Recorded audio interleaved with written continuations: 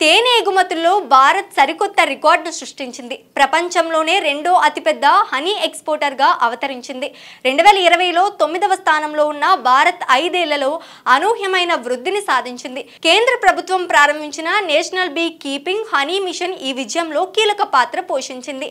2023 నుంచి 2024 ఆర్థిక సంవత్సరంలో భారత్ నుంచి 107,000 మెట్రిక్ టన్నుల నేచురల్ హనీ ఎగుమతైంది. దీని విలువ $177 మిలియన్ అని కేంద్ర ప్రభుత్వం అధికారికంగా ప్రకటించింది.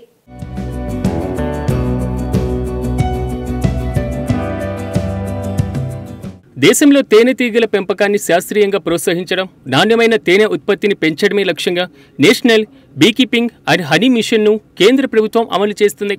2020-21 ఆర్థిక సంవత్సరంలో ప్రారంభమైనటువంటి ఈ పథకం 2025-26 ఆర్థిక సంవత్సరం లక్ష్యంగా పెట్టుకుంది.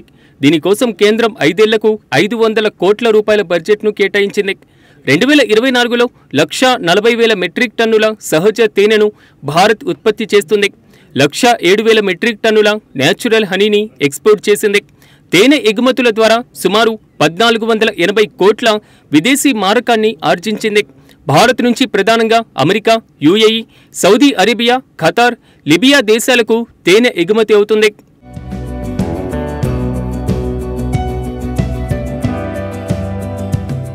తేనెటీగల పెంపకం కేవలం తేనె ఉత్పత్తికే పరిమితం కాదు. ఇది వ్యవసాయ ఆధారిత గ్రామీణ ఆర్థిక వ్యవస్థకు వెన్నుదన్నుగా నిలుస్తుంది. పంట పొలాల్లో పరాగ సంపర్కానికి తేనెటీగలు ఎంతో దోహదపడతాయి. తద్వారా పంటల దిగుమతి పెరిగి రైతుల ఆదాయం రెట్టింపవుతుంది.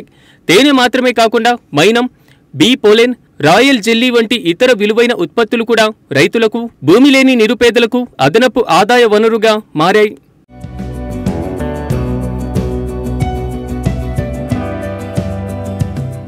ఈ మిషన్ను 3 భాగాలుగా విభజించి అమలు చేస్తున్నారు. మొదటిది శాస్త్రీయ పెంపకం ద్వారా పంటల ఉత్పాదకతను పెంచడం. ఇక రెండోది తేనె సేకరణ, ప్రాసెసింగ్, మార్కెటింగ్ వంటి మౌలిక సదుపాయాలను మెరుగుపరచడం. ఇక మూడవది వివిధ ప్రాంతాల్లో అనువైన పరిశోధనలు, సాంకేతికతను అభివృద్ధి చేయడం.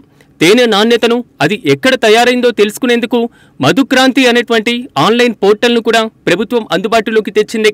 దేశంలోని విభిన్న వాతావరణ పరిస్థితులు తేనెటీగల పెంపకానికి విస్తృతమైనటువంటి అవకాశాలు కల్పిస్తుండటంతో భవిష్యత్తులో భారత్ ఈ రంగంలో మరింత ఉన్నత స్థాయికి చేరుకుంటుందని నిపుణులు అంచనా వేస్తున్నారు.